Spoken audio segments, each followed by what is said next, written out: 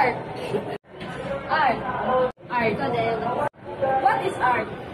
Art is a form of self-expression. Art can be presented through. Art is a means to explore and appreciate beauty. Art is a universal language that transcends culture. And life is art. How art can be performed? Art can be presented through Singing and dancing.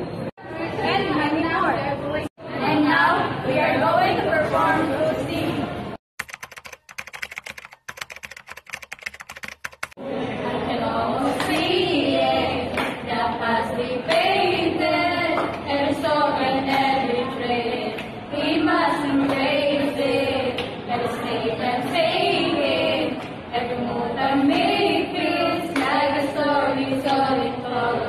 Let's keep it sacred, but we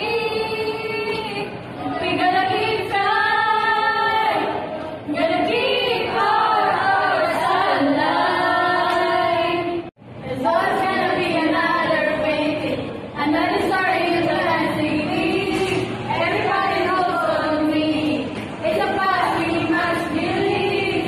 It's about how fast we make it. It's about what's waiting down the line.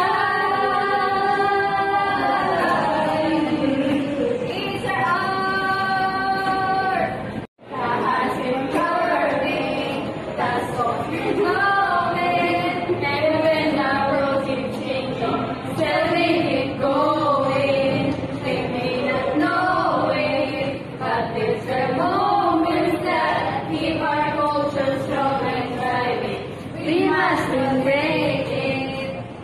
But we gonna keep trying, gonna keep our hearts alive. There's always gonna be another vintage, another story in the lines we made. Every pattern holds a meaning. It's the past we must believe. In about how fast we made it. In about what's waiting down the line.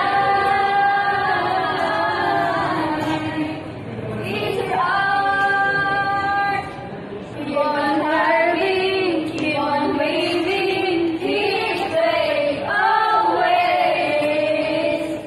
It's all about the art. Keep it strong, keep it alive.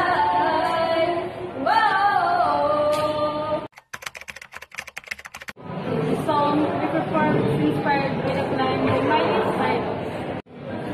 We change the lyrics to highlight the beauty and importance of indigenous art.